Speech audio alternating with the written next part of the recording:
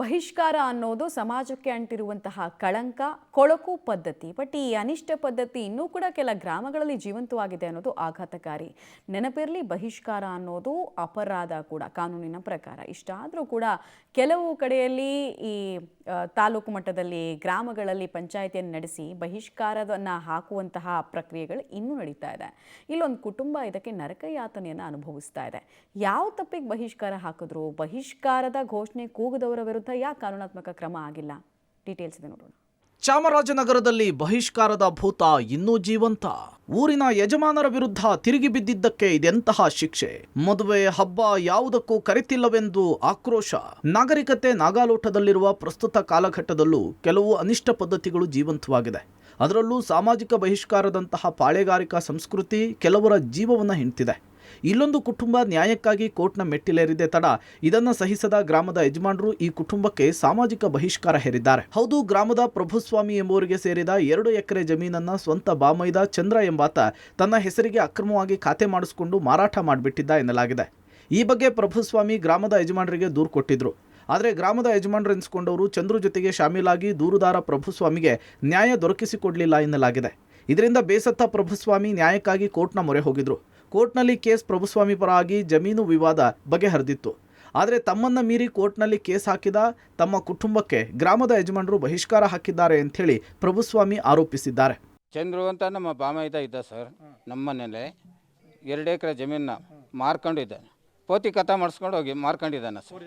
Forgery ಮಾಡಿ ಮಾರ್ಕೊಂಡಿದ್ದಾನೆ. ಮಾರ್ಕೊಂಡಿದ್ದಾಗ ಇವನು ನಾವು ಯಜಮಾನರಿಗೆ ದೂರು ಕೊಟ್ಟು ಇದ್ದಾಗ ಅವ್ರ ಹತ್ರನೂ ಬಗೆಹರಿನಿಲ್ಲ.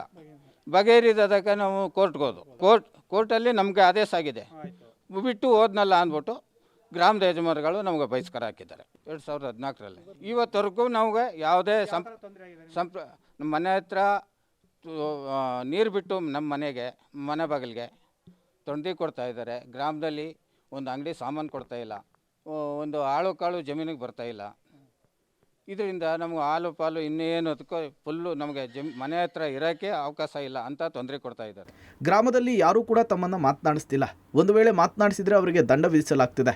ತಮಗೆ ಅಂಗಡಿಯಲ್ಲಿ ಸಾಮಾನು ಕೊಡ್ತಿಲ್ಲ, ಮದುವೆ ಮುಂಜಿ ಪೂಜೆ ಪುನಸ್ಕಾರಕ್ಕೆ ಕರಿತಿಲ್ಲ, ದೇವರ ಪೂಜೆಗೆ ತಮ್ಮಿಂದ ಚಂದ ಸ್ವೀಕರಿಸ್ತಿಲ್ಲ, ಜಮೀನಿಗೆ ಕಾರ್ಮಿಕರು ಬರ್ದೇನೆ ವ್ಯವಸಾಯ ಮಾಡೋದಕ್ಕಾಗ್ತಿಲ್ಲ ಅಂಥೇಳಿ ಪ್ರಭುಸ್ವಾಮಿ ಪತ್ನಿ ನಾಗರಾಜಮ್ಮ ಅಳಲನ್ನು ತೋಡ್ಕೊಂಡಿದ್ದಾರೆ. ಜಮೀನಿಗೆ ಹೋಗ್ಬೇಕು ಅಂತಂದ್ರು ಕಷ್ಟನೇ. ಯಾಕಂತಂದ್ರೆ ರೋಡ್ಗಳು ಜನಗಳೆಲ್ಲ ನಮ್ಮನ್ನು ಬಾರಿ ಕೀಳಾಗಿ ನೋಡ್ತಾರೆ. ಆಳು ಕಾಳು ಯಾರೂ ಬರೋಲ್ಲ, ಒಂದಕ್ಕೂ ಯಾವುದಕ್ಕೂ ಬರೋಲ್ಲ ನಮ್ಗಳ್ಗೆ. ಏನು ಮಾಡೋದು ಸರ್? ನಾವು ಅವಾಗ ಮದುವೆ ಮುಂಜೆಗೂ ಯಾರೂ ಕರೆಯಲ್ಲ, ಒಂದು ದೇವ್ರದ್ದು ಇಲ್ಲ, ಒಂದು ಎಡನೂ ಸಡನೂ ತಗೋತಾ ಇಲ್ಲ, ಪೂಜೆನೂ ತಗೋತಾ ಇಲ್ಲ, ಒಂದು ಊರು ಸರ್ದಿನೂ ತೆಗಿತಾ ಇಲ್ಲ. 16ರಿಂದನೂ 1 ರೂಪಾಯಿನೂ ನಮ್ಮ ಹತ್ರ ತಗೊಂಡಿಲ್ಲ. ನಾವು ಹೆಂಗೆ ತನ ಬಾಳಾಟ ಮಾಡಬೇಕು? ಯಾವಾಗ ಜೀವನ ಮಾಡಬೇಕು? ನಾವು ಯಾವ ರೀತಿ ಇರಬೇಕು ಊರಲ್ಲಿ? ಅಷ್ಟೊಂದು ನರ್ಕ. ಬರೀ ದಬ್ಬಾಳಕ ಮೇಲೇ ಕೆಲಸ ಮಾಡ್ತಾ ಇರೋದು ಊರ ಯಜಮಾನ್ರುಗಳು ಮಾಡ್ತಾರೆ. ನನ್ನ ಮನೇಲಿ ನನ್ನ ತಮ್ಮನೇ ಕೂಡ ಅವನೇ ಭಾರಿ ಕಿರಿಕು. ಸಾಮಾಜಿಕ ಬಹಿಷ್ಕಾರದ ಬಗ್ಗೆ ಪೊಲೀಸರಿಗೆ ದೂರು ಕೊಟ್ಟರೂ ಯಾವುದೇ ಪ್ರಯೋಜನವಾಗಿಲ್ಲ. ನಮ್ಮ ಬದುಕು ನರಕಮಯವಾಗಿದೆ ಅಂಥೇಳಿ ಪ್ರಭುಸ್ವಾಮಿ ಕುಟುಂಬ ಕಣ್ಣೀರಿಡ್ತಾ ಇದೆ.